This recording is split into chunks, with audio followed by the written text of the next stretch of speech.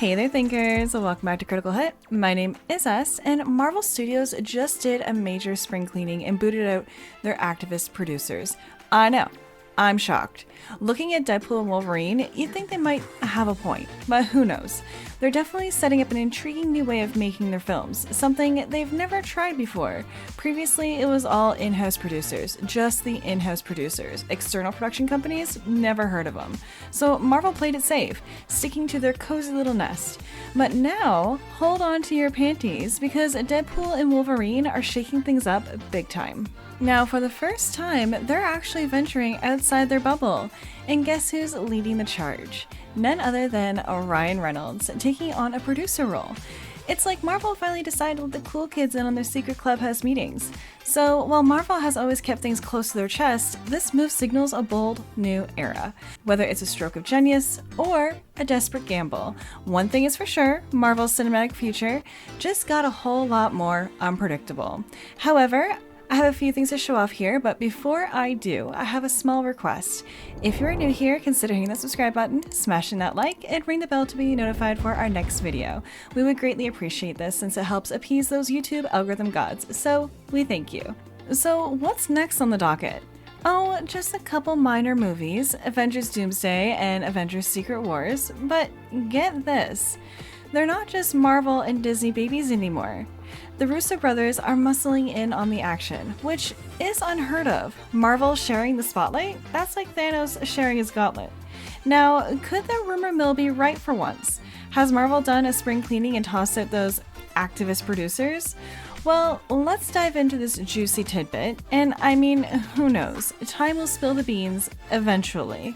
It could be refreshing to get some decent entertainment for a change, wouldn't it? It's been a hot minute since we had anything generally good to talk about in Hollywood. So let's dissect this rumor. Are the Russo brothers here to save the day, or is this just another twist in the never-ending Marvel saga? Okay, here we go again with the latest juicy tidbit from Film Threat's Chris Gore on the Critical Drinkers channel. And Gore, in his infinite wisdom, shared this little nugget. I do know people who worked at Marvel. They have cleaned house. They quietly, months ago, fired all the producers that could be labeled activists. Like, that's fascinating, right? Well, meanwhile, over at Lucasfilm, it's like a lost cause. Absolutely, utterly lost. They keep doubling down on all the nonsense. So you can kiss any hopes at getting anything decent from Lucasfilm and Star Wars goodbye.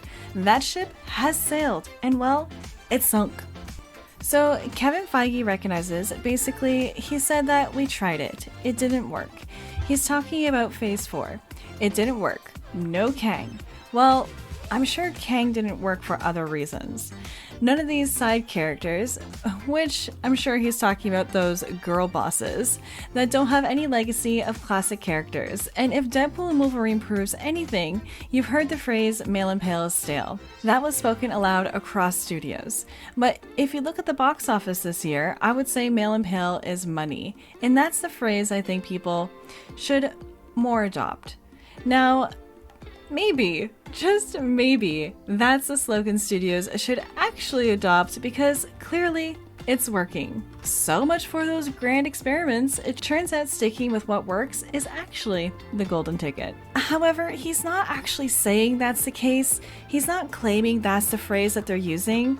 And I mean, they fired people who don't know the comics. Well, that should be everyone because clearly hiring people who have no clue about the source material has been their mantra from day one, which is a fascinating approach. But hold on to your panties because we're in for a massive overhaul that will take years, and I mean years, people. And that's why they're out here making this grand announcement now, saying that we know we screwed up and failed, but look what's coming. Did they actually say that? Because I sure don't remember it. Now let's repeat that for the folks in the back. Now, we know we screwed up and failed, but look what's coming. Yeah, I don't recall anything like that ever being stated. However, I could be wrong, so feel free to correct me in the comments if you dare. So what's on the horizon? 2 awful movies, 2 terrible TV shows, and maybe, just maybe, a half-decent Fantastic Four film. But honestly, I wouldn't hold my breath on that last one. Why? Because it took ages to develop, and within that endless development time, there were some not so great leaks. In other words, lower your expectations. Nope, actually scratch that. Bury them deep.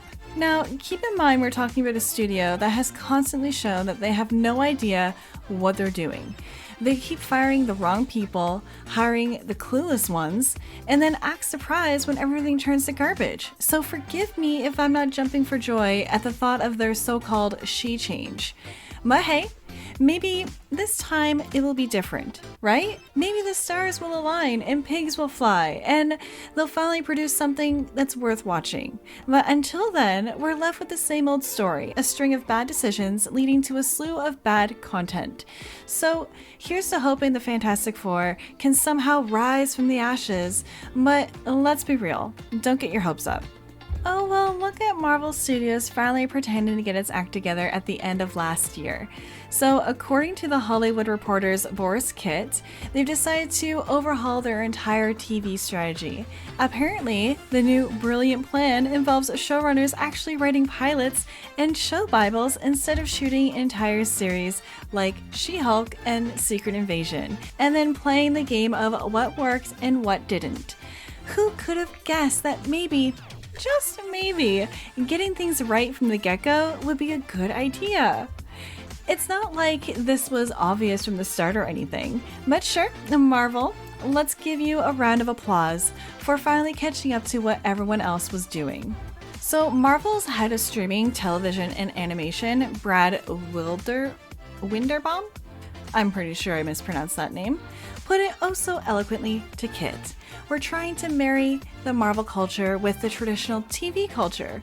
We need executives that are dedicated to this medium, that are going to focus on streaming, focus on television, because there are two different forms. Wow! Because clearly understanding that streaming and television are different is groundbreaking revelation that will totally revolutionize the industry. In April, The Hollywood Reporter dropped the bombshell that Marvel Studios decided to downsize a bit, cutting around 15 people, mostly junior-level staffers in production and development. Nothing too dramatic, if we're being honest. Meanwhile, Kevin Feige, the kingpin of Marvel, came clean about the fact that characters from Phase 4 are probably going to be MIA in the next Avengers film. And he said, I rarely speak in absolutes like that. I mean, the idea of never seeing someone again is kind of laughable. Just look at Tim Blake Nelson, who's showing up in a movie next year. So sure, we're going to craft a story in these Avengers movies, and obviously we can't cram every single character into it. Tough calls will have to be made.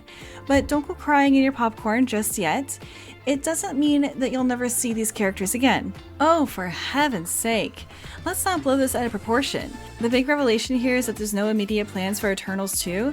I mean, wow, what a bombshell. It's not like this is earth-shattering news. The movie tanked at the box office, so it's hardly surprising they're not rushing to make a sequel. And this whole DEI drama, please. Just because Eternals didn't get a follow-up doesn't mean Marvel's abandoning their diversity and inclusion efforts. I mean, I'd love to see a massive overhaul, but let's not hold our breath. Marvel's still planning to sprinkle some Eternals references in future films, so it's not like they're erasing it from existence.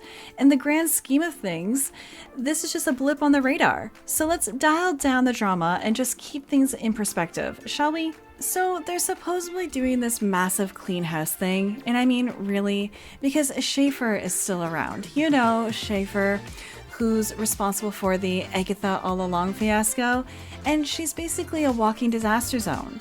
Not exactly a great look for someone you'd expect to be leading the charge in a superhero excellence. And let's not forget the supposed intentional writer's room setup with its oh-so-perfect 50-50 gender quota. Marvel's really out here acting like they're solving world hunger with that one. So Schaefer's grand motto is, I choose to be a part of projects that are all about positive representation. We need to see more women, we need to see people of color, we need to see nuanced experiences, and we need to see different perspectives on screen. Yep, that's the same person who's still clinging to her Marvel job. And then there's Nate Moore, still holding his post as Vice President of Development and Production, the same Nate Moore who was all about pushing Eternals, which was a major flop. So excuse me if I don't believe the whole clean house narrative. It seems like a whole lot of the same old faces are still in the mix. Now, I'm not saying that Chris Gore is out here spreading some wild rumor, and I'm not pointing fingers at him for that. But let's cut through the nonsense. This whole thing just smells like wishful thinking. It's like saying, oh, Deadpool and Wolverine did so great at the box office, so clearly that means someone got fired over it. Like, really? Is that the best we've got? I mean, come on. I'm just not buying it. If this were really the case, we'd be swimming in headlines and gossip by now. And let's be honest, DEI, diversity, equity, and inclusion isn't going anywhere anytime soon. It's here to stay, no matter how much we might wish otherwise. So no, I just can't see this being true. However, those are my thoughts on this rumor. Now, let me know your thoughts down in the comments below. And hey, before you go, subscribe to our channel, smash that like button, and ring the bell to be notified for our next video. As always, this is Est, and I'm signing off now. So I'll see you in the next one. Toodles!